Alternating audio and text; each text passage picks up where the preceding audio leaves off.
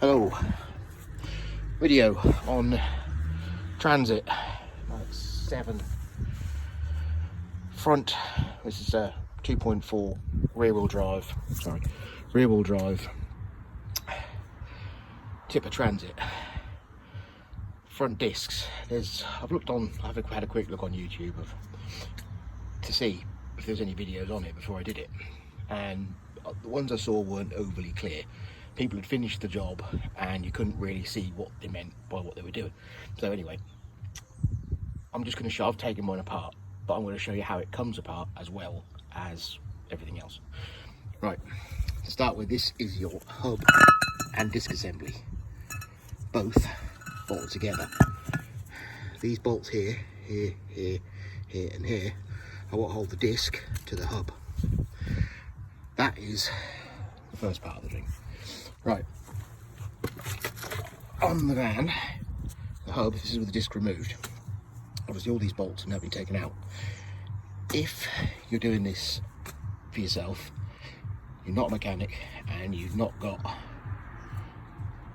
an array of tools at your disposal, this is a job you need to be very careful doing.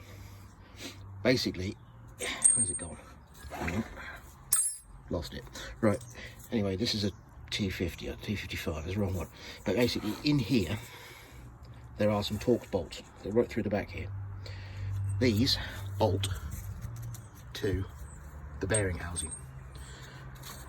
All these bolts need to come out around the edge here, all the way around. They are Torx bolts, they're T50 Torx bolts. Be careful, because when you you have to hammer the Torx bit in, because there's obviously mud, crap and everything else, and you can't see any of this with the disc on. This is why I'm taking the disc off, so you can see it. That is basically, that's how the hub comes off. But before you get that far, you have a 36mm nut here. All this is exposed when the wheel is still on the vehicle. What you need to do before you do any of that is here, all these clear ones here are 13mm bolts. These 13mm bolts, if you haven't got an impact gun, will need cracking while the wheel is still on. The reason for that is that they turn with the hub. So if you try and undo them when the wheel's off, you ain't going to do it. So unless you've got an impact gun, you're going to need to have the wheel on so the hub doesn't turn. Again, in the middle here, there is a 36mm nut. It's got a little circuit through it, a cap that goes on as well. I'll put it out of the way so I don't know where to put it. Anyway, then you have a stub axle that comes through the middle here and bolts in. The stub axle goes through the back here, and there's a little ring, a reluctor ring on the back here, which picks up on the ABS sensor.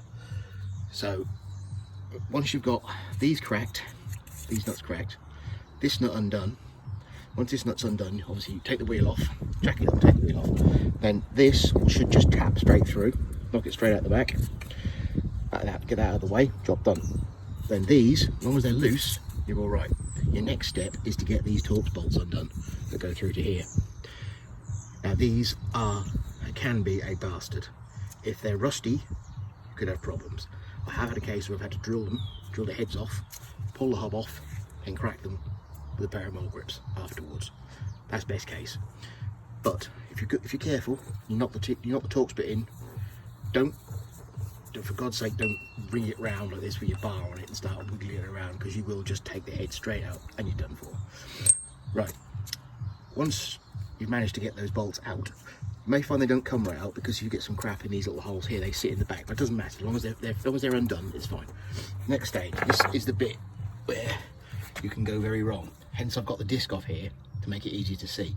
You can still just see down the back here. What you need to do, a small chisel to start with. And you put a chisel in that gap. Well, you can't, it's not a gap then, but you need to put a chisel in there and beat it with a big bastard hammer. This is not a very big bastard hammer, but it's big enough.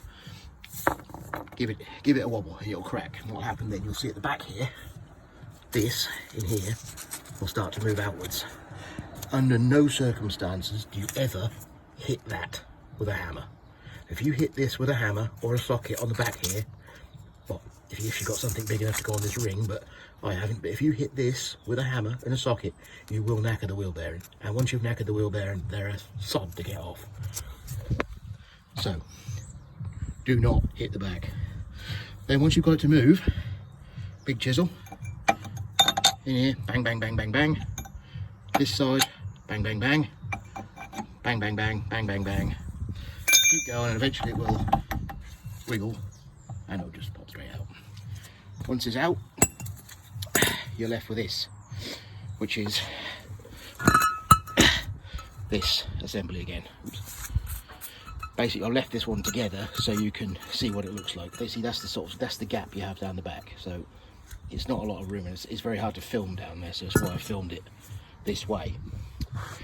Basically, once you've got it off, wire wheel round in here, clean all this up, because obviously this is get all the rust out here and make it easy to go back together again. Wire wheel around the edge here, clean it up, check your bearing. This one's not brilliant, but it's not too bad. It'll do. It'll go again. So that is how you get it apart.